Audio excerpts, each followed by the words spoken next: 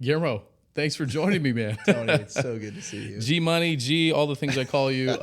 It's great to see you, man, and thanks for joining us. I'm thrilled to be here, man. First time in San Antonio. I didn't know that. Yeah, it's my first time. It is first time down here, and I've actually got family down here. Oh, wow. So it's like, I don't know what that says whoops. exactly, but yeah, whoops. But love this place. I mean, it's pretty cool. It's, yeah, that's awesome. How long are you in town? Just a couple hours? Or? I'm flying out tomorrow morning.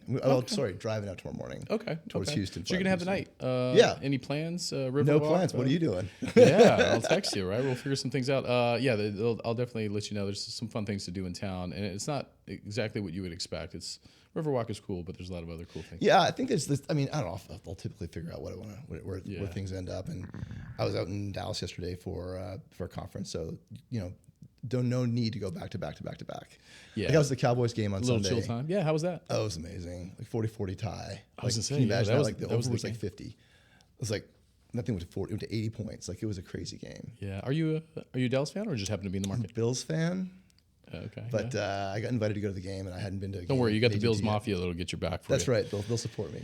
Well, let's jump right into it. Thanks for joining us. Tell us a little bit about yourself. How long you've been in multifamily, maybe some of your background, and we'll just kind of roll into obviously what you're doing today. For sure. So I started my career in consulting, and so a long time ago.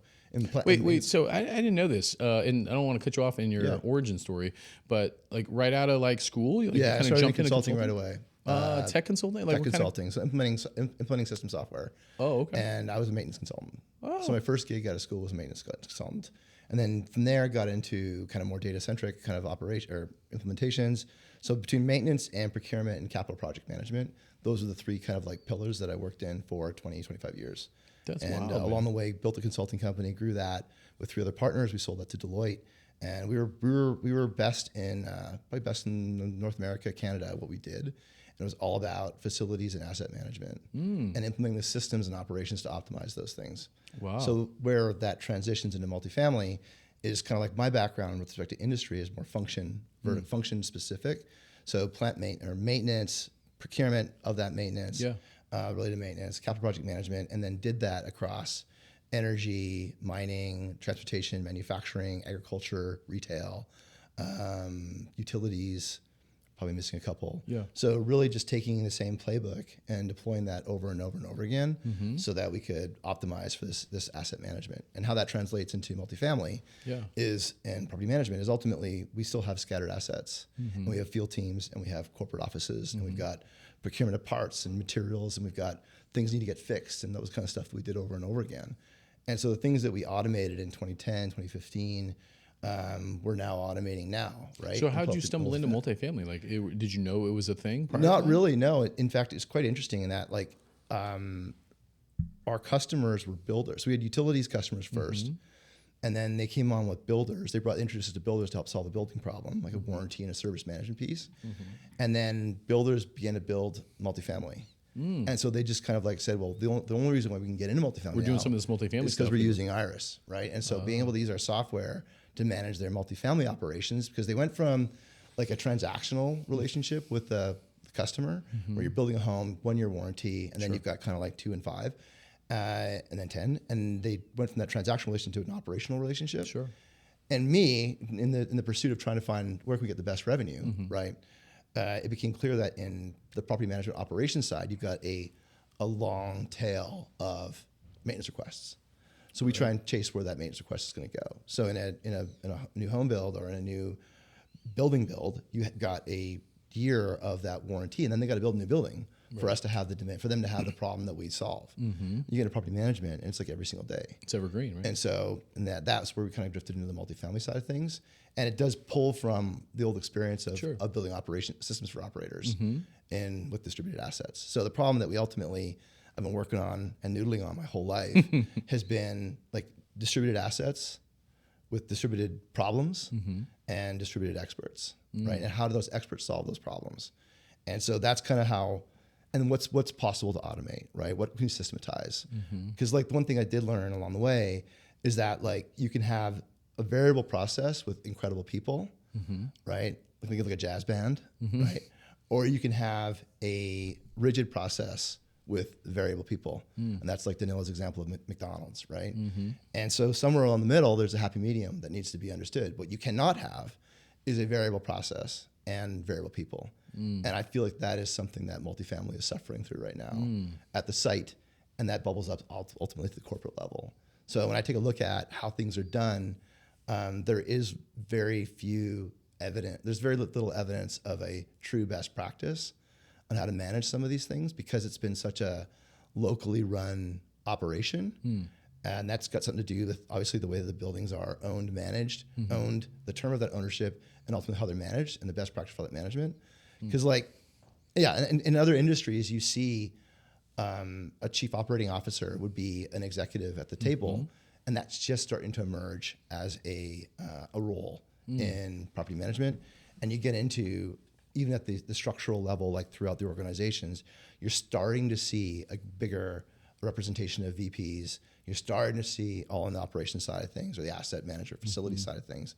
So the asset management piece is becoming more complicated. It's a big draw on operations and funding. And so that's something that is like escalating up the role, where it's not just a leasing function anymore. Right. And so I do hope that there'll be a day, and I think Adrian's had a couple of them on his show, where folks that started out in the maintenance and operations and asset side of things who are leading these companies. And that's going to, ultimately we're curating assets for people who have borrowed against them. And those need to create revenue on a predictable basis. That's the business. And that business is changing right now as we begin to focus more on what these buildings and assets need to do and the return they need to deliver, because the cost of money is so high. Man, very well said. So there we go. Yeah, well, out of the gate, man. So how long have you been in multifamily now? Really, like a year and a half. That's it? Yeah. Wow, you have a pretty strong understanding of the business pretty quick. It's not too different. This is part of what I hope to get to today. It's not too different from other asset industries. There's an asset that's got an owner and a manager. They're usually often different. And that manager manages really well, and the owner acquires and divests really well. And they develop those assets. Those assets need to provide a return, and they need to be safe. They need to be habitable. They need to do their thing. And that's not all that different from an underground mine, an above ground mine, a rail car, a manufacturing facility, a farm. They're all assets. And so, part of what my mission is to be an outsider who's in a position that can ask the questions that don't seem right, because I know people from other industries. We see this all the time. So here's an example, right? We're setting up a facility in a remote location. Think of it, it's the sun shines for all day long for 24 hours straight for 4 months of the year, and then for 8 months of the year it's completely pitch black. You get to below temperatures of minus 40 Fahrenheit. You've got outdoor working. You've got things that can go boom. People can die. All those sorts of scenarios. And we were looking to get some exposure from other industries as to how we could solve some of the problems we were dealing with respect to excuses. And I call them excuses now, because in retrospect, they were like symptoms that were presented as an excuse. They weren't a reason or a rationale or a constraint. And so we said, like for things like supply chain, like, well, we can't get the parts here because we're too remote. We don't know the maintenance program or the preventive maintenance program because we don't have enough people, right? And so we went out there, and we ended up hiring and working with folks that had set up airfields in Afghanistan, as an example, right? So it turns out, working at 110 and working at, or 140 degrees outside and working at minus 40 degrees outside isn't all that different, because things break on both sides of the equation, right? Things melt, things freeze, things get gritty, things get sloppy. And so those things all persist. And so we had these guys teaching us, we set up airfields in the middle of Afghanistan, where people were shooting at us. Things were blowing up around us all the time. We couldn't get parts, we couldn't get materials, we couldn't get workers. Does that sound familiar? We're like, yeah, except for the shooting part. So how do we solve that problem? How did you solve it? Well, we started planning, we started coordinating, we get really intentional about what we're trying to do and the objectives we needed to achieve. And so those things, learning from other industries, is what I've been able to, what I hope to carry to multifamily. Yeah. Is say, hey, I've seen this done in every single way, and I recognize that multifamily has differences to it, and I openly acknowledge that, but at its core, there is an 80% similarity to other functions, other businesses, other asset-based industries. The goals are the same, the objectives are the same, the investors are often the same, right? At the highest level. At the highest level. Look at Brookfield Asset Management. They're buying pipelines, they buy buildings, they buy everything, right? Different types of assets. Different types of asset types, because they've got an obligation of their pension holders, shareholders, to create a repeatable dividend. And so that kind of approach to creating value is something that has always existed in multifamily, but it hasn't been optimized. So those investors, obviously, that are invested in other asset types, obviously they're seeing these types of logistics and workflows in other industries, because, from what it sounds like in your experience, they're out there, right? And in some industries they're working better, they're working worse. I have a hard time thinking there's too many industries that are working worse than ours at this time. Retail. Retail. Yeah. Okay. Okay. Retail's- Fair enough. Yeah. Retail's doing worse. So obviously, I kind of want to just jump right into this. Like you're a year and a half in, fresh eyes, multifamily. A wealth of experience in an array of different industry types, working with an array of different clients over the last, maybe couple decades. What do you see, like 30,000 feet coming into this? Feel free to be honest. Where do you see opportunities? Is it in decision makers, buying into these processes? Is it execution of these workflows? I mean, again, obviously I know the question is solve the world's problems in multifamily, but I mean, as a pair of fresh eyes, I think it's really important for, I'm curious, and anyone listening, I think would be curious. I'm shocked at the lack of site data. Site data? Site level data. Yeah, I think that I'm kind of shocked at that. That was the first thing I saw. What do you mean? What are missing?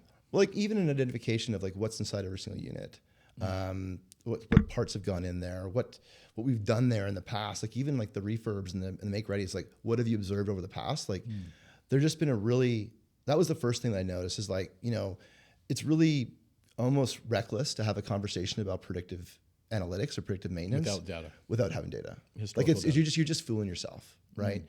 And so you got to start collecting the data, and then you can garner the insights, and then you can think about the predictive planning.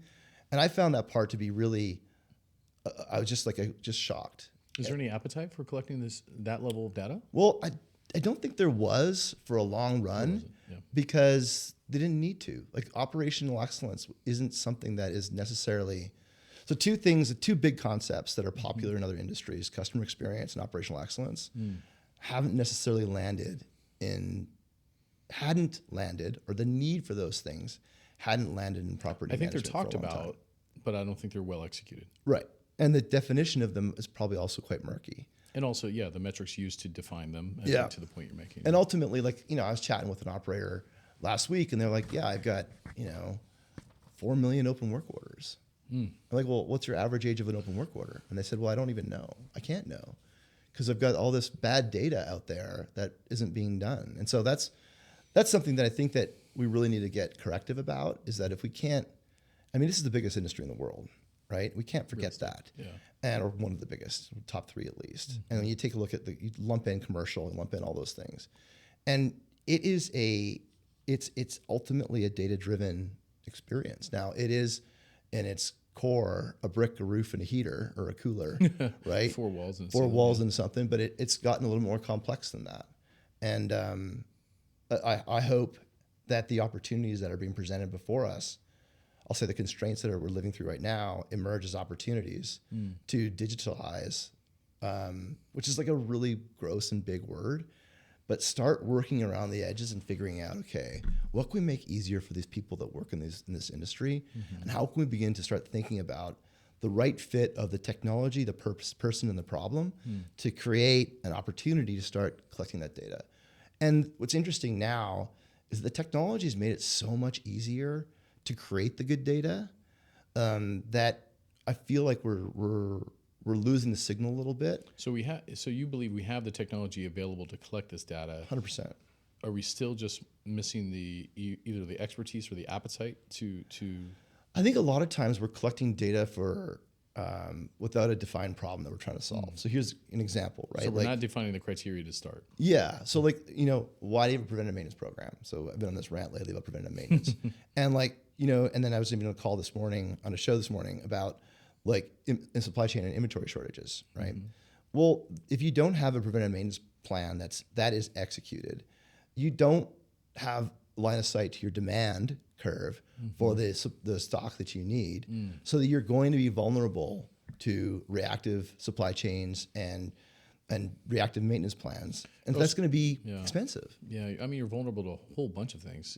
Obviously, you can't predict, supplies and other things that you need for the future. You also... you can't predict it at 100% certainty. Yeah, but if you're not doing it, if you're not doing it at all, then good luck in doing it. And I think the thing that's interesting is that people need to understand, and not necessarily this industry, but all people, is that when you choose to not do something, you are still making a choice. Yeah. And you're choosing the current state. So if your choice is the current state, be active about that choice and be accountable for that choice. If you choose the current state and then blame other things, then you're just a whiner. And you've got a kid and I've got kids. For those that have listening that have teenagers, you know what that's like. Yeah, nobody wants a whiner. No, it's not an adult. It's not being an adult. Do you see whining happening in this industry? I see a lot of it's quite a derogatory term. Sure. But my definition of it, and I was chatting with it, and maybe I'll clean it up a little bit. Complaining without a solution. I was going to say, essentially right? that. Teddy Roosevelt. Yeah. And so complaining without offering a solution to me is whining. And I feel like a lot of people are complaining and they're complaining about their current state constraints that no money, no people, no time, simply just and I don't want to target any work group, but who you're referring to that may be, I don't even want to use the word complaining because I don't think you're trying to be negative about this. I'm trying to be punchy about it. Yeah, you're being punchy, but I think you're trying to be constructive ultimately to say what works in other industries as well. And if you aren't solutions oriented, then you're nothing, right? Like you call them whiner, complainer, but you're really not doing anything. You're just sort of existing and you're not solving any problems. That's right. And you're not, your teams aren't appreciating that perspective, especially if you're in a leadership capacity. Yeah. Are you seeing this on both sides of the aisle? Are you seeing it on supplier and operator side? Like, where are 100%. you hearing from it? I mean, from a vendor perspective or supplier perspective, there's complaints that people they don't make decisions fast enough. Right. They can't articulate the problems we need to solve. They don't have priorities in place to be able to do things. They don't have buying authority for problems that they're accountable for. That's things like that are gappy from a supplier side of things, which are fair, and that happens. It's part of the dance, right? Really of buying and selling, and it's trying to figure out. This is the whole getting to hell yes thing, right? It's figuring out who needs to buy, can they buy, why do they buy, and why do they buy today, and what problem are they seeking to solve that's getting in the way of their objectives, right? And what's frustrating them from the current alternatives, and so those that dance is something that happens also internally. And I don't think people necessarily understand that. Like, you're an operator yourself, right? You got to high levels in the organization. Is that there is a internal dance indeed. The internal dance, right? And that's if people think that sales is a dark art, right? Internal politics is a darker art. And it's something that I've had no hope of ever surviving in big organizations because I'm just, maybe I don't have the savviness to be able to navigate those. I'm just not that good at it. Yeah, it's a thing, right? And so that part there, where I'm getting at in terms of the accountability things, is that for a long time people were able to be successful without being accountable. And I think accountability is extremely uncomfortable. I know accountability is extremely uncomfortable, so do you. And people are putting on this accountability shoes right now, and they probably don't like the way they fit because it's a total change. And they're not being asked if they're going to be accountable. They're being told that they're accountable. And that makes for different decision making. What's causing that accountability to happen? There's no money. There's no people. So who's being held accountable? Operators, suppliers, both? Everybody. Everybody's more accountable than ever before, right? Like, people used to buy stuff because they were bored. They just wanted to try something, right? And now you've got to buy something that's solving a problem specifically. And not adding any additional expense to the bottom line. That's right. And so you've got to be really judicious about that wallet that you've got available to you, because you might not have that wallet next year. And that puts a lot of risk on a buyer's perspective. Yeah. Because they're sweating the decision. A lot of pressure. A lot of pressure. They're sweating the decision. So I think that there's an opportunity for clarity around mission, vision, purpose, right? The kind of decisions you can make that aren't already written out, like what is the right thing to do?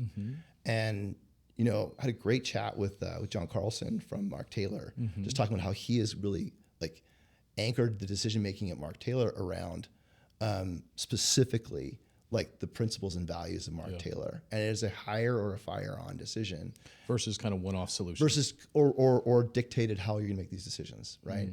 And so it's that whole story that if you make the right decision based on the right values and principles, then I don't need to micromanage you because you'll make the right decisions because I trust you and I hired you because you're an intelligent person. And those that can't live by those values in that organization or any other organization, it's not the right fit. It's not the right fit. And setting people free, as I call it, is an important thing to do as a leader because people will perform. It's a great book. It's either the hard things about the hard things.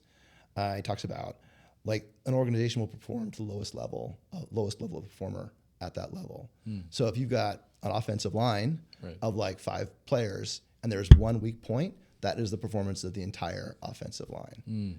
And that is where you're going to take on some hits. So I sense obviously you spending time in the field, building relationships with owners, operators. I mean, you're probably seeing quite the array, knowing the business as well as I do. I mean, you're probably seeing, a little bit of this sort of guiding principle foundation of leadership, a little bit of all over the place, because really industry hasn't had to do this, to your point about accountability, for many decades, right? That's right. So now money's tight, things are tight, expectations are high, and margins, are even tighter. And now, really it's putting the pressure, I think, on, both supplier and operator leadership to really define who they are. It's up to both of us to solve the problem. Because and this is something that I feel strongly about, is that like the point of buying is to solve a problem that's getting in the way of your objective. Otherwise you shouldn't buy. And as a vendor, we should be consultative in that conversation and being comfortable saying, I don't think we're the solution for you. Have you talked to Tony instead, right? You don't hear that very often though. But that's where you get conviction and authenticity, right? Right. Like if I go through a process and through a sales cycle and there's no deal, like I actually want to give you an artifact of our conversations that is like a representative of the relationship we built. And we may be able to circle back on it. And maybe sometime it's become a priority, but right now I think you should focus on these other things. And are you comfortable with that? You suggest this direction or that direction or this person or that person. Yeah, I try not to give recommendations, like no one likes to get shit on, but I say, hey, have you talked to this person? I think they might be able to help you out. And would that be helpful? So the things that I think that like we're all coming around to is that it's a difficult operating environment right now. But if we ignore that, then we're going to be really naive and create chaos around us. And it's just going to continue. And I think, to the point that you made very early on, that if you take no action, you're taking action. That is an action. That is a decision. Which is leading to potential chaos or... Yeah. Like what I'd like to do in our sales engagements is I like to give people an artifact and say, here's a document of all of our conversations. And I think I agree with you that this is a no decision. But here's your data points so that you have evidence of that null decision. And that's how I work.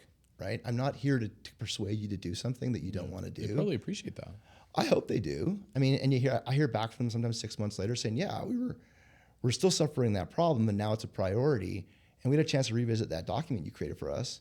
And we think we were wrong in some of the decisions we made, or it didn't impress upon us the depth of that frustration that we were feeling. And maybe it's because they weren't pressed hard enough by market circumstance or whatever the case is during that moment in time. And they had a bigger fire to fight, and that's totally acceptable. And that's the reality. You talked about both of these parties, and this is obviously something that that I talk about, and I'm looking forward to helping bridge in a lot of ways, using both my experience on the operations side, but now on the consulting side, technically a supplier as I am. But you mentioned it's the responsibility of both parties, large parties, operator and supplier, to solve this problem. Do you sense that both sides are seeing each other as equals here? And I know this is a bit of a loaded question, so handle it as carefully as you want or as carefully as you don't. But my sense is, for it to be solved, just like any relationship, you have to come to the table and say, we're mutually sort of beneficial. We have mutual respect in this relationship. And I sense that balance hasn't always been balanced. I think it's getting more balanced. I sense there's been an imbalance for many years. And what I mean by that is, operators didn't need vendors as much as vendors needed operators. And I think there's a tipping point happening that, to the point that you made earlier, is that both parties really need each other at this point. Yeah, I don't think it was a pretty good operating environment. Like ultimately, you could hit your numbers without having to do much. Yeah. And if I could run my business that way, hell yeah, I'd do that. Same thing. Why would I do anything different? Right. It's just the expense line items. It's just things changed. Like, and they've changed so significantly that I think, like I said, like using assumptions from 4 years ago, it's just reckless. What changed? The cost of everything. Like, I mean, and even the cost of just like, even infrastructure, like the cost of a boiler is 10 times what it was like 6-7 years ago. The cost of the people, there's just less. And so the opportunity is to be less wasteful.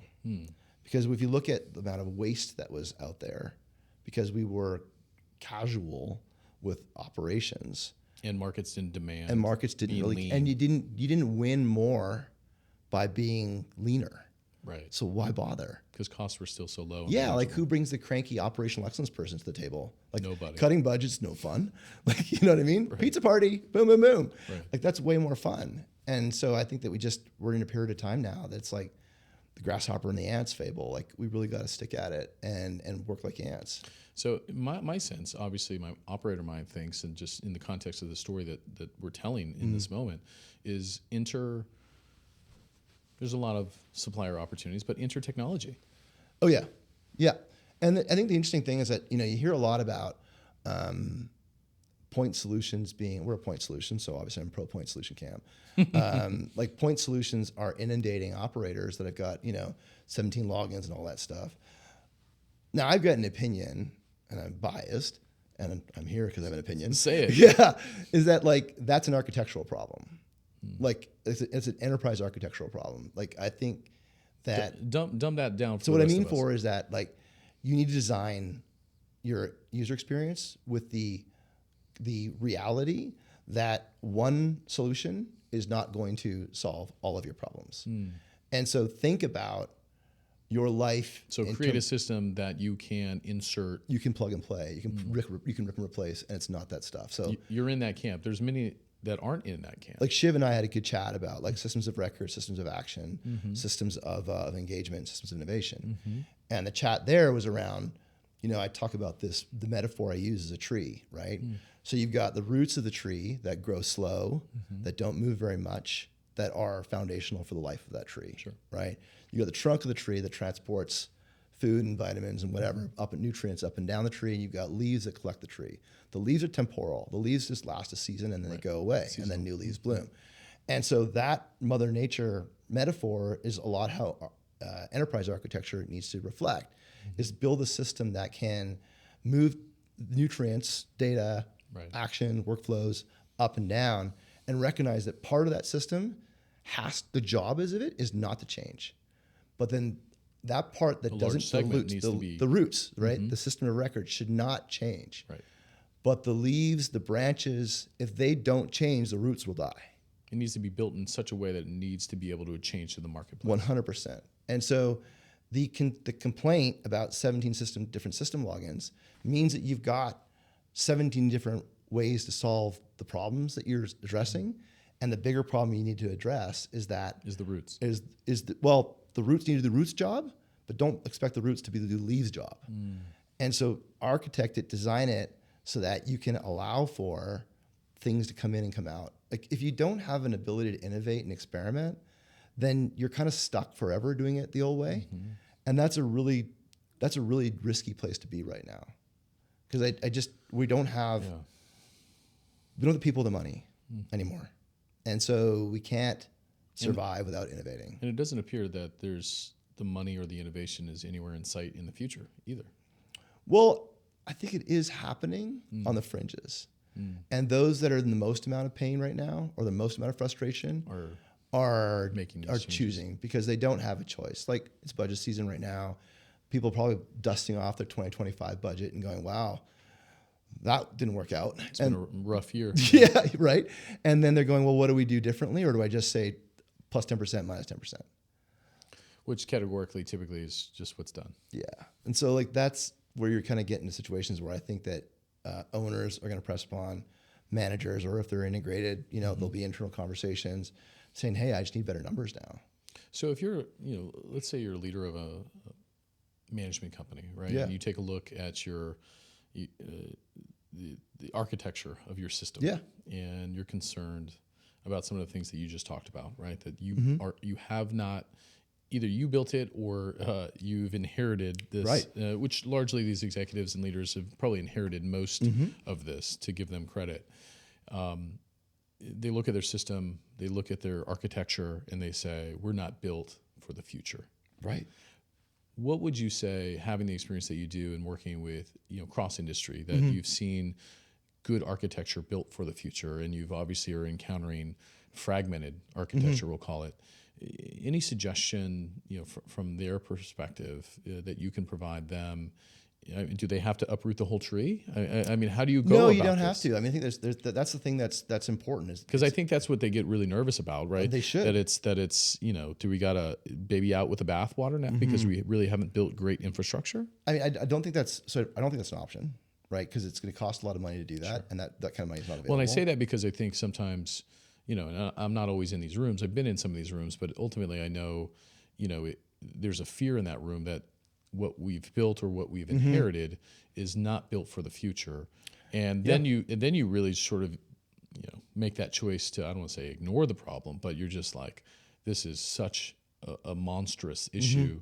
Where do we start? And I guess that's my question to you, is like, where would they start if they assess their architecture is not built for the future? I think that, and it's an uncomfortable question, right? Because the truth is, a lot of these architectures, or even business systems, were designed when the requirements were different. Sure, the market conditions, technology wasn't there, AI is not changed. there, right? Everything changed, right? And so it's okay to reboot. Now, luckily in this business, there's a lot of really but it's costly to reboot. It's expensive, and you take a personal risk, right, in recommending a reboot. Sure, as a leader, yeah. As a leader. If you're wrong, it was your with decision. your head. Yep. See you later. Bye-bye. And so I think that we're lucky in this industry that there are some very good technology companies that are big and monolithic. And even them, they are acknowledging that they have a role in this solution. But it gets to the point that there's not a lot of permission to go buy technology or innovate. So I would think that the first step would be permission to innovate. And that could be people, process, technology, whatever. It doesn't necessarily. Who's giving permission? Well, that's the thing, is that permission to innovate, permission to problem solve, to delegate down, right? Because like some of the best problems in the world come from the ground floor. A great example. So like often we had a problem at one of a prior company where these big, huge mining trucks, they were rolling around the site, and it's like 110 degrees outside, and the rubber is just like coming off these trucks, and the rubber's $1 million a tire, right? Ooh. So expensive. And so we were trying to engineer, because a bunch of the smart people like me got in a room, like, well, let's cool these things down. So let's invent like an air conditioning system for tires and do all this and do all that, right? Sounds cool. Yeah, sounds pretty awesome. And so we sprayers and coolers and all this stuff. And we got this kid from the farm sits down and goes, well, you know what we used to do at the farm? So what'd you do at the farm? Summer student. It's like, well, we just put a little brook down with some rocks and water. What's brook? Like a brook, like a little river. Oh, wow. And the trucks just drive through it every day. And it cools the tires down. There wasn't even it was like $100 decision. We were like well on our way to overcooking this thing. And it was just like stepping back and understanding what's the problem we really need to solve today. So, we talked about it, and I think you're making the point, and I think we've talked about this a little bit, the disconnection from senior level decision makers and those on the farm. Yeah, those on the farm in the field, yeah. And I see it, obviously that's a segment of the industry that I'm trying to figure out how to bridge some of that. But, my tendency is typically to sort of lean towards the farm. Sure. Because, I've spent a lot of time there, and I also know that my sense is the answers are there if you're willing to go find them or hang out with them and listen. And just walk around them, right? Follow them all day. Are you seeing the same thing from the supplier side, a disconnection in what's, the farm and high-level decision makers? Yeah. Like we talk to people in the field that are genuinely suffering, Like, and I mean genuinely suffering. Mental health, Yeah. overworked. It never stops. Then let's throw on call on top of that. Like, imagine working a 50-hour shift, responding to people's like concerns, complaints all day long. You're late on a make ready. You've got preventative maintenance program that someone says you got to do. And mind you, your salary is very blue collar. You're getting paid $27 an hour, right? And then now you got a no on call shift. Like, you can't even have a beer on the weekend because you got to be able to ready to respond. That's a tough job. So when you're burnt out, or you don't get to rejuvenate. Yeah. So when you're burnt out, you drop keys, you're frustrated. What's also happening, and I'm seeing this as well, is sort of this shoulder shrug from above them to say, "Hey, it's the job." Yeah. But the reality is the job doesn't pay enough, or it's not commensurate with the stress. Right. And the job, again, we're in the operations technology business. It's unfairly difficult. It's difficult for the wrong reasons. You're saying the maintenance job? The maintenance job, the site job, altogether. The site job is difficult for the wrong reasons. It could be easier for everybody if we step back and said, okay, what's this job supposed to do? What's the job to be done here? And I think that would be into how we started this thread. What's the first thing that people could do is just define what's the job to be done, and what are we seeking to achieve here, and what are the problems or blockers that are in place that we're trying to achieve that job. So what do you think systemically is the problem with the industry? Is it just we're doing things as we've always done them in an environment that we shouldn't be doing that? Yeah, like the assumptions.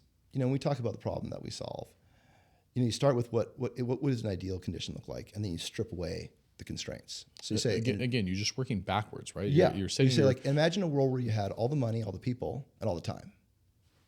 How would you do your job? How would you recreate the on-site experience for the employee, for the customer, the resident? Yeah, so if you had all the money, all the time, all the people, right? I would send the best person, like the highest qualified person, to go solve all the problems all the time. Pay them well, so they'd love their job and all those things. Okay, so then and I would have an abundance of them, so that when a resident request comes up or a make ready comes up, they can go respond to it right away. Okay, so let's start with the first one. I don't have the money, so I can't afford to pay them that much. And let's strip away that constraint. Let's add that constraint. Strip away that availability. Okay, well, I don't have the money. So then that means I've got to have more of a robust process to how we're going to do this. Got to have better checks and balances. Got to have technology. And you're referring back to, I think, your military experience, right? Like, my friend I was not in the military. Well, I'm saying as a client, or you were working with a friend or a client in the military space, it was like, outside getting shot at, a lot of these things are very similar, is that you got to figure out the coordinates and the logistics involved. Precisely. Because every business is really, the fundamentals of a business are all really kind of the same. They are. And so the strip back, we don't have the money, strip back, we don't have the people, and then what are you left with? And then let's take a look at that problem there, because the truth is that what if your tools plan, and resources can you be provided to it's do like your that job? scene from Apollo 13, right? Like, we've got a team up there, this is what they've got, let's figure it out. Right.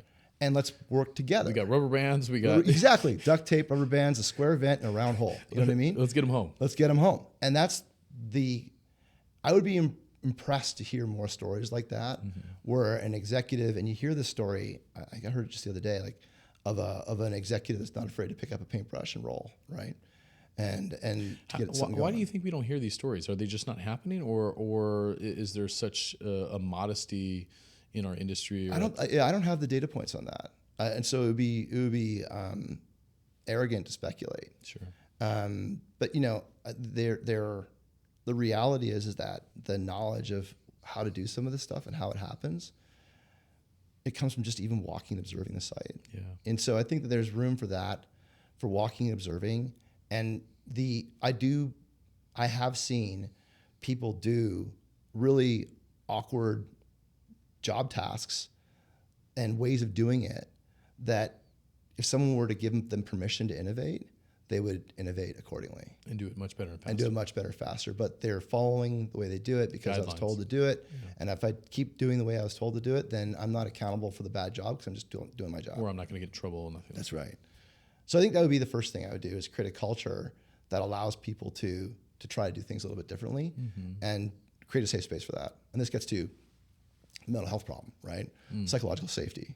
And I think that you have a natural, given the turnover in this job class, and the people that are coming into that, they don't naturally have psychological safety to be able to make recommendations, put their hands up and say, hey, this is crazy. We should do something a different way. You've been in the industry a year and a half, and you've already observed this. What has jumped out to you so quickly? Is it just their testimonies? It's like I've talked to techs that are like crying. Maintenance technicians that are emotional to you. They're like I'm overwhelmed. I can't take it anymore. I'm breaking down. I don't make enough money. Carton of eggs is $8, and I got to do something different. And a really good resource for those that want to kind of dig in on the empathy of it all is look at like Twitter, look at Reddit, read about people's stories, look at Facebook, and invest in understanding what people are going through. And you're saying for those who are maybe removed from this, spend some time. Yeah. If you can't spend time on site, use some resources online that people are using to talk about it. You hear these testimonies. I'll tell you, having been in the business a long time and understanding what's happening on the ground, and also understanding oftentimes why this isn't being heard at the highest levels is frankly, I'm not sure there's an appetite for wanting to hear it.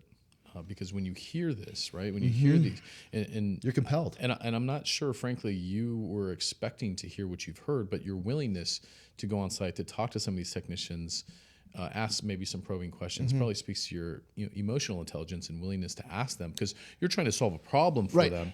You just didn't know it. It took a hard left into mental health and where they're at, and you probably sat. If I was to guess, you're hearing these stories, you go back to your car and you're thinking, wow, what is going on here? And you can only support them in so many ways, and you're trying to do the best you can, but that support needs to come from other places for them as well. Because I can't solve that. You can't solve that. Right. And so you probably find yourself, I would imagine, and many other suppliers find themselves in a similar situation, almost discouraged or defeated, because that person's not even going to look at your solution because they're so busy trying to maintain life or death in their own mind and heart. Precisely. Versus, let me go find some innovation and great technology that can help us. I'm trying to survive, fight or flight. And they're at the point of, like, they're on a red line, right? And you and I both know, I drove the I-35 today for 4 hours. If I redlined that whole thing, I wouldn't have made it, right? I'd have 4 pistons to the front of that Chevy. And like, that is what's going to happen to these people. And so, and the problem with burnout as a problem is that it simmers and simmers and simmers and simmers, and then it happens until it blows. And then it blows. And often it might not happen on your shift, might not happen while you're the leader, might not happen while you're the PM. But you take a look at these people and really understand the work that they're doing. They genuinely desire to do a good job efficiently and effectively. Like, in their heart of hearts, they are there to do a good job. And they're working really hard. And they're working really hard, and we're asking them to do things that are unnatural. The example I use all the time is, like, imagine if you took a job posting and the posting said, but at our company, we only use manual tools and calculators. No computers, no power drills, no saws, no electric saws. It's just no rollers, just paintbrushes. We just use manual tools. $27 an hour. Want to come join? Like, so no technology whatsoever, none whatsoever. Well, that sounds like a terrible job. Why wouldn't I just go across the street where there's a better, I'm more enabled to do my job. Oh, and by the way, you get, 6.5 work orders per unit per year, and you got to do it in 2 days. The argument that you're making is like one job that has tools and resources and support for you, and the other ones that are sort of archaic. Yeah. And I think the argument that I sense you're making is our industry is in flux, and we need to continue to give them tools, and not just technological tools, but leadership support, so that they can make decisions on behalf of their property, on behalf of their company, and they're not having to be in complete survival mode every single day. That's not helping them. It's not helping their property. It's not helping their company. And frankly, it's not allowing for partnerships to happen either. That's right, because they're so fried, and if you even get into the psychology of being burned out, like, you don't make good decisions, right? I was just reading yesterday, maybe yesterday, in the last couple of days, like, because best decisions are often, there's an element of emotion, but they're usually, not emotional decisions. You're calmly looking at the issues in front of you, assessing what you need to do, and then looking at the tools, resources, or products available to you, and making the best logical decision. Right, and the discipline and the moment to retrospect on what's been happening isn't afforded in that work in the work environment. And if you do any sort of personal development, you know that like retrospection is the most powerful moment to learn because it's about your behavior and your actions and your choices. And so like not having retrospectives or a moment to even catch their breath because they're working 50 hours a week and then they're on call. I mean, literally drowning. They're literally drowning. And so I think that the opportunity, again, all these are circumstantial. Sure. This is a huge opportunity. I love that's a huge opportunity. Yeah, because right? I love that you've turned on it, because I think in those terms as well, and I think it's important for anyone listening who often doesn't take these moments, although largely adverse, notable issues, you have to see it as an opportunity, both on the supplier side and as an operational completely leader. And the unique opportunity is that a lot of the solutions are already out there live in other industries. Scheduling, steal that from logistics or airline management. Booking, steal it from medical, like hotels, right? Telemaintenance, telemedicine, like these things are all out there and done, right? So like, it's not that you have to recreate. You don't have to recreate anything. You shouldn't. In fact, I would encourage people that if you're tempted, steal things with vigor, right? Right. That's the headline of the podcast. The headline: right? Steal with vigor, and apply it in your context because it's not that different. And you don't have to risk reinvention. I don't recommend it to anybody. Inventing things is reinvention is incredibly risky. Right. Like I think that we're more. I talked about with low probability of success. Right. So look at here's a great example. Who was announced for Super Bowl? The halftime performer today. Bad Bunny. Bad Bunny. Right. Remix artist. We're not in the era of invention. He's not. We're in the era of remixing. remixing. He's not. We're in remix. Right. So think about your business as a remix of other genres and other things you're bringing together, and like sample, innovate, take art. Art has more liberty to solve these problems. Well, what's the old adage, right? There's nothing new under the sun, right? So you take what's working, you put it together, you make it work for your company, and it sounds like leaders are. And that's where AI can enable these conversations because now you can innovate in a simulated environment, and you can flush out ideas. You can even prepare your conversation before you have the conversation, so you feel comfortable about what you're suggesting, and you can have a dialogue, like a monologue dialogue, right, with something that's going to give you a safe space to challenge yourself, so that you don't get embarrassed or feel embarrassed about what you're going to propose. Yeah, and I think what you're saying so well is we now, more than ever before, with AI and other tools, we have these tools at our fingertips. We often aren't using them for those things. We're using them for it's permission. Yeah, but we're also using them for very remedial things and not impactful things. Oh yeah, like I used AI to pick my fantasy football team, right? That's not what it's for, but I'm not alone, right? I roasted my LinkedIn headshot yesterday on ChatGPT because it's a trend. So I don't say that as though me or you or anyone else. Still, obviously those things are fun, but the tool is available for much more impactful things. Like I think it's interesting to look at what AI is being used for, and when it was first deployed, 3.5 came out. I'm talking about GPT, but the large language. And that's what everyone's kind of talking about right now. Is the first use cases were all kind of relatively administrative, but now you look at the top 4 and 5, it's relationship guidance, it's personal development are the cluster of queries that are being asked out there. Personal development. You're asking a computer. You're asking a computer, right? Because it's got. I mean, literally, if you're struggling with your spouse, open it up and go, hey, what would the Gottman say about this scenario, and then work through it. That's wild. It's that enabling. And so what I'm getting at is that marriage therapists, watch out. Yeah, well, 100%, right? So it's commoditizing all of those tier 0 definite problem definitions, which is kind of what we're trying to solve. Is how can we take those tier 0 problems and digitize it and make it work for the consumer? And that's going to be what we do. It's a little bit of change that can drive a tremendous amount of impact. Well, and I've been fascinated by sort of those subtle adjustments in trajectory Yeah. are huge, Yeah. at scale. You've been incredibly generous. I don't even know if you've mentioned the name of your company and what you guys do. We just sort of started riffing right away. Yeah. And half of these questions that I sent you, we haven't even got to. But I think that makes for better, more authentic and transparent discussion here. Well, anybody watching us talk knows it's going to go. It's going to. Yeah. We always have fun when we do that. But those listening who have, I'm sure, been captivated by your takes on these things.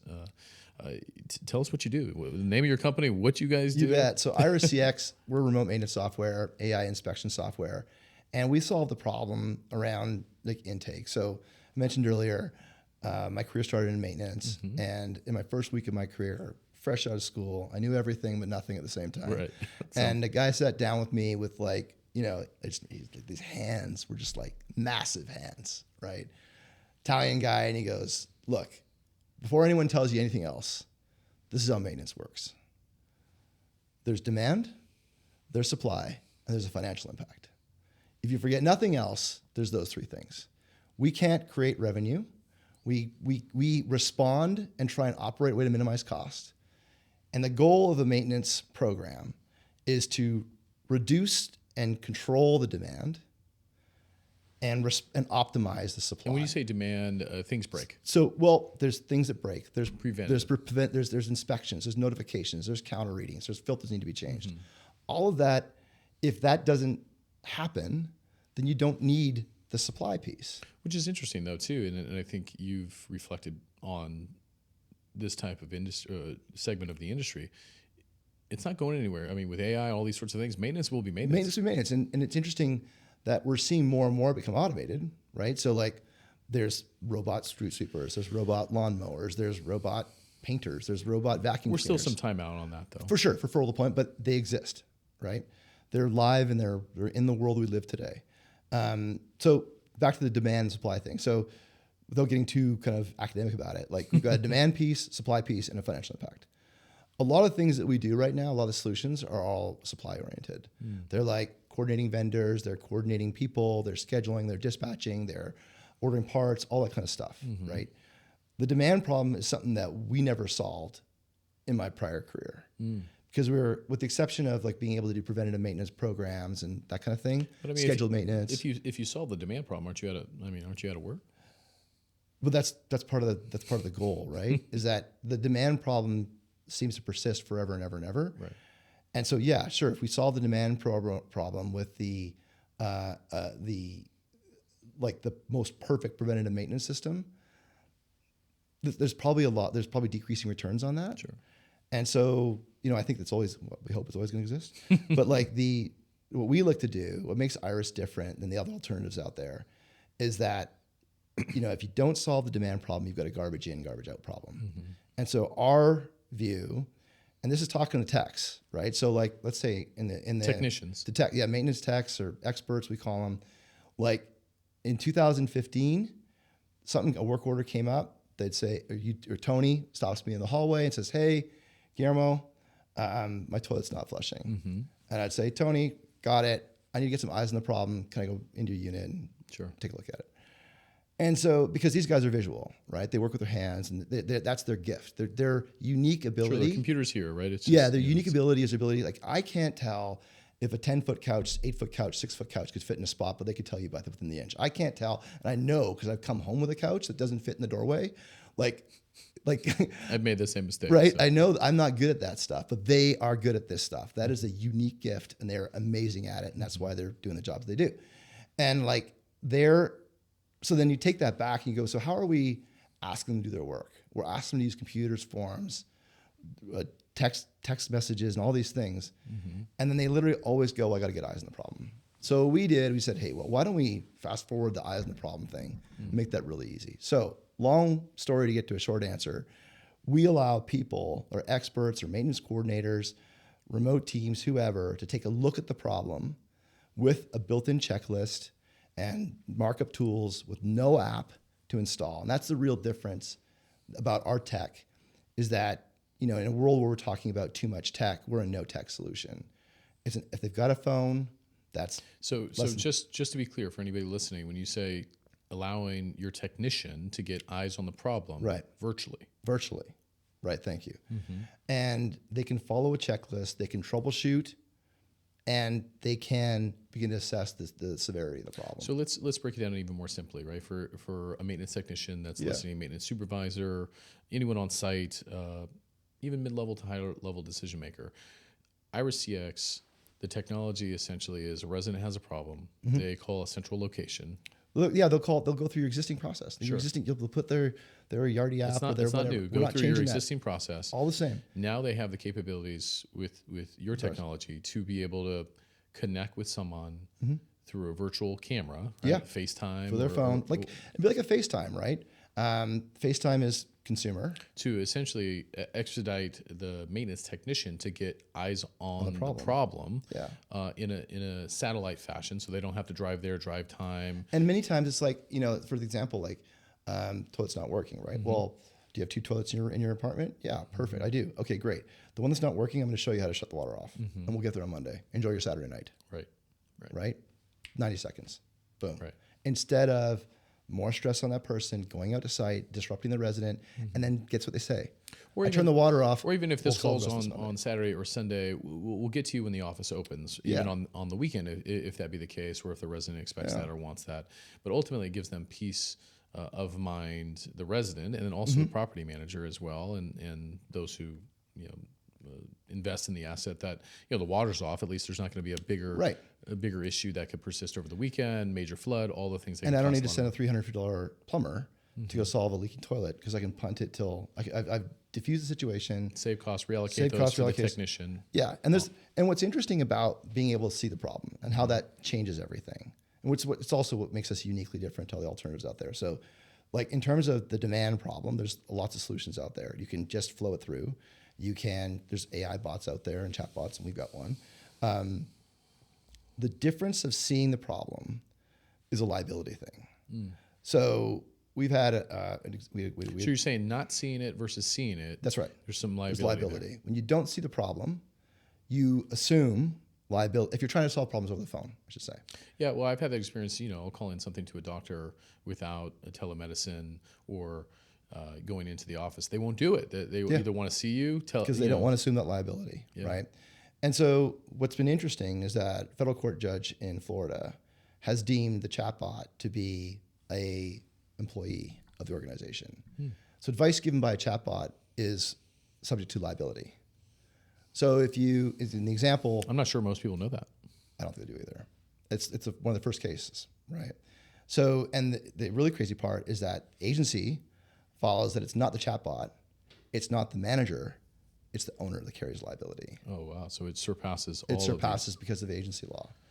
So but I would imagine same goes for property management, property manager, or anyone else on site. That's right. Along with the chatbot, who's assuming all of the responsibilities is the owner of the asset. That's right. And so we entrust those people on the site.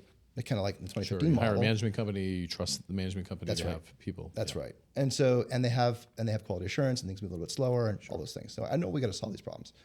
So when you can see the problem in that toilet example, that they're turning it to the right to close it, because I can see them turning it to the right versus to the left. And then the chatbot will say turn it. They'll probably say turn it to the right, but they may turn it to the left. And so then you could advise them, no, that's the left. Please turn it to the right. And I realize it sounds really simple, but it happens all the time. Let me tell you. And all of a sudden you've got a busted off angle lock, and there's water pumping out of the Well, you see it all the time, but I'll tell you, as a former property manager, they will turn it to the left. 100%. And go hard to the left. That's why there's a joke, like, no, the other left. Right. Or the other right. Like that's because at the end of the day, they're also not. Most residents, no fault of their own, but they're just not maintenance savvy at all. They don't experts. Turn it off, assuming they know what turn it off means. Yeah. Right? And so and then let's layer on language, right? Sure. So a lot of people speak different languages in this world, especially in the U.S., especially in Texas, right? So when you can see things, if you've tried to order food in a foreign restaurant, and you're using your hands and your signals, you just can get there faster. Sure. And there's some things that are interesting to know that, like, hey, 50% of your brain is optimized for vision processing, and only 10% is for voice and hearing. Yeah. Like we're 50% of this hunk of like fat in your head. Which makes sense. I mean, when you study communication, how we communicate mostly 2/3 is by body language. So visually right. observing someone, you can tell if they're mad, angry, happy, whatever the case is, Precisely. without even hearing them. So you get down to trying to make the job easier, right? And let's make the job easier based on how humans are built, not how computers work, right? Because a lot of systems right now are built for how computers work, not how humans are built. That's an interesting tech take. Well, that's the flaw in it, right? Yeah. Is that we're asking like 3-dimensional problems and shoving it into a 2-dimensional machine.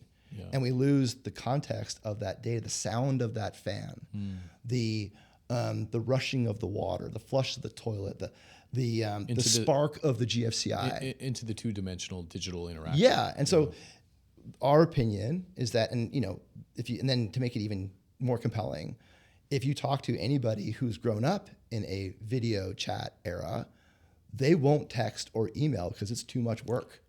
They are snapping. They are. The generation now, Gen Z, Alpha, like they're primarily using video chat. Right, because video's easier. It's way easier. You see them walking around the grocery store like on video. Yeah. And so like what's going on? Look at the platform. So if you want further proof that video is a way to communicate, look at the big data experiments of LinkedIn, Facebook, et cetera, stories, reels. What are we doing here? What are we doing right now, right?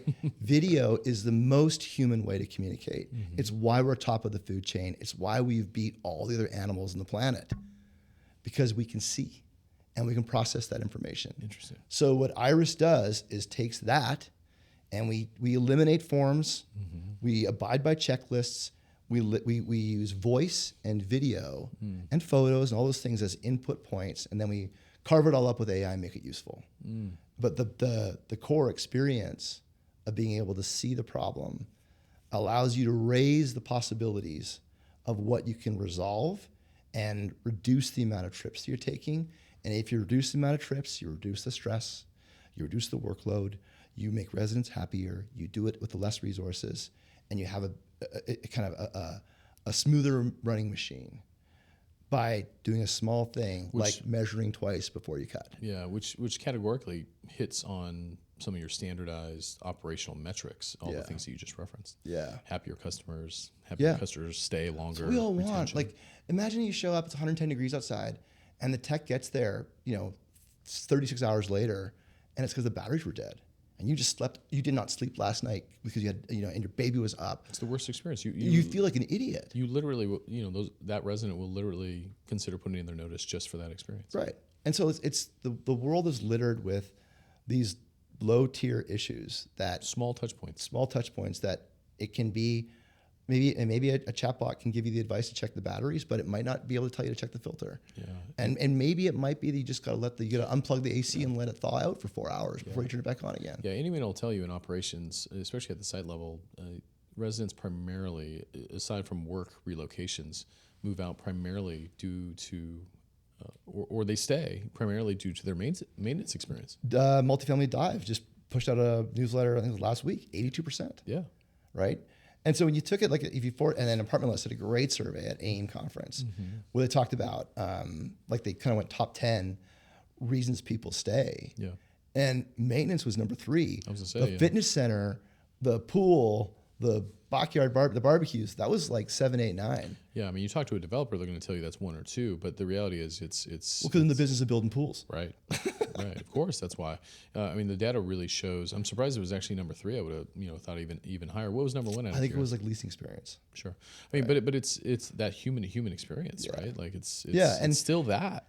And we talk about these things. I mean, and don't get me wrong, I'm not I'm obviously not a technophobe or I'm pro digital, but it's like there is things that technology can do really well, and there's things that technology can amplify, and if it's the wrong thing, you're amplifying the wrong thing the wrong way, and probably to the wrong work group. The wrong work group that's already burned out. Yeah, so they're receivers of all this bad data. Yeah, I talk to my clients often about this, and just really to the industry as well. As operators, their experience is to operate an asset, a property. It's not to thoroughly understand back-end APIs and how technology works, and they really don't even have an interest in that. No. And so oftentimes I'll see these interactions happening with tech suppliers, know, and operators at a mid-tier to higher level.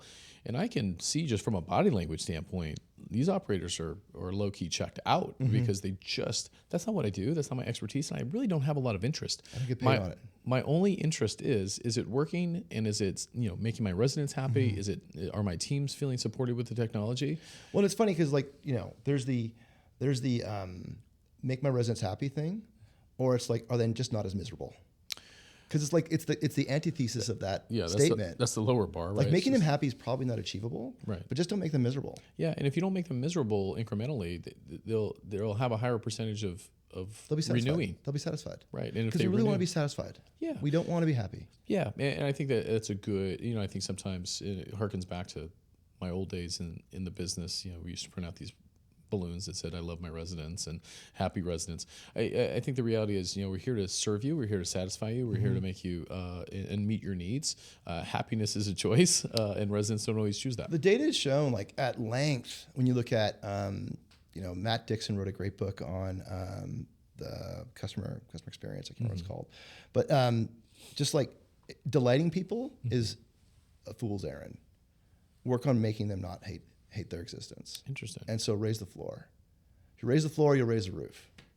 But talking about making people happy and delighting people that's just an inefficient use of resources. Very interesting. I think you're definitely going to challenge a lot of customer service agents. Remove the pain. Yeah. So a good practice. When you look at customer service agents, maintenance techs, all those things, like anything that's in a responsive industry, dentistry, remove the pain. Remove the pain. Novocaine. Remove the pain. Yeah, exactly. There you go. Right. It's just that should be the focus. Talk to me a little bit about Iris CX and its ability to integrate with most property management systems. I assume it integrates seamlessly with them. Yeah, I mean we've got APIs and agreements with we've got integrated with HappyCo. Just recently did that. Working on Appfolio one. We've got a Yardi customer that's coming up right now. So those are going to kind of nudge us into those spaces. Sure. The truth is a lot of these systems are different, and so what we like to do is prove value first in the first 90 days and make sure that we're mutually committed to this kind of outcome, and then we'll deploy on the integration. Integrations, as I mentioned earlier, like they're a lift, right? Sure. And who you integrate with also defines who your audience is, right, and who your target is. And so we look at Appfolio, HappyCo, and then now we're looking at some of the other maintenance software providers to integrate with them, like a Meld or like a Lula, because like the people that have bought that software have already acknowledged that maintenance is a priority. Whereas I find like there are other softwares that have no maintenance footprint whatsoever. So then I know that when they bought that software, maintenance wasn't a priority for them. So it's gonna be a harder sell for them. I've got to convince them, first of all, that maintenance is a priority, and then I got to convince them to choose Iris. That's like a lot of work. Who are you convincing that maintenance is a priority? Well, if you've chosen certain softwares that have no maintenance back into it, it wasn't on your list. Oh, I see. And so... and that has to just be, I assume, some level of oversight. I mean, anyone in this operations business understands that maintenance needs to... But they maybe think they can... There still are plenty of people that just do paper work orders. Like, it's not uncommon. Yeah, which is wild in 25. Yeah. And so, like, it's not uncommon to do a make-ready, and when it's done, you leave a sticky note on the door. Yeah, I mean, there's definitely a pendulum swing back to sort of this handwritten note and, chocolate and, Yeah. So that's just. But I think it's to the point that you made earlier, and I think you'll probably disagree, or we can agree to disagree that it's not about making them happy; it's just removing pain, right? Or fixing problems. Yeah, fixing problems. I think and that's where I think we got caught up. To be honest, that's a mindset shift for many on site. To be honest, and I actually think it's potentially a productive shift, actually. Yeah, and it reduces knowing that job very well. It reduces stress. Like it's a lot to think you have to make someone happy. Right, because everyone's definition of happy is different. Right, and so it's this incredible variable, and it's very stressful, right? Even in the spouse relationship. Pleasing is an exhausting function, and almost unreasonable and very low target hit. And what's important to differentiate though is that pleasing and service are two different things, right? So you can serve somebody and not necessarily feel the need to please them. And so it's an important thing to separate, and this has been kind of defined this way for forever and ever and ever, is that if we focus on service, we're focusing on what the person needs and what pain we can remove for them. We're serving on pleasure, you're kind of like guessing. Right. Anyone who's It's almost like concierge culture. Yeah, but the concierge culture still requires a demand element for someone to ask for it. And so like you can spend a lot of money guessing what's going to make people happy, or you can spend a lot less money just removing the pain. And one would argue, and I'm sure the data shows that the financial reward is probably similar, if not maybe greater, just removing pain. Right. I mean, if you have a variable experience as human beings, so humans again, like I've just been digging into anthropology for like 3-4 years, just trying to figure out the psychology of the mindset around decision making. And if you look at go back, like why we have conquered the planet, it's because we don't like change, run away from pain, and we fight or flight, feed and breed, and we really seek to have variability and predictability. So if I know that this particular microphone is a hot temperature sometimes or a cool temperature other times, I'll just never touch it. Yeah. But if I know it's the same temperature all the time, I will feel comfortable around it. And so that truism is how we have survived the planet. So what I'm getting with all this stuff is that if we think about how humans behave, we can make life easier for the humans. And we can create systems, workflows, and technology to serve those better. Right. With less work. Yeah. Yeah, you're making some really, really interesting points. I'll tell you, I was just at a hotel recently, and we have a few requests. I don't need them to make me happy. Just if you deliver what I'm asking, that'd be great. And do it with a smile. I'd appreciate that. But ultimately, if you don't, and you still deliver it, I'm okay. Yeah, and there's certain things that you build expectations for that then when they're not delivered, like say for example, you check into a hotel, and if you're accustomed to having a water bottle in there, and you're a status member or whatever, and then all of a sudden that water bottle's not there, you kind of get upset, right? Right. I do. I don't. I'm not a reward member. Yeah. In that way, maybe I don't travel as much as you, but I understand that. Indeed.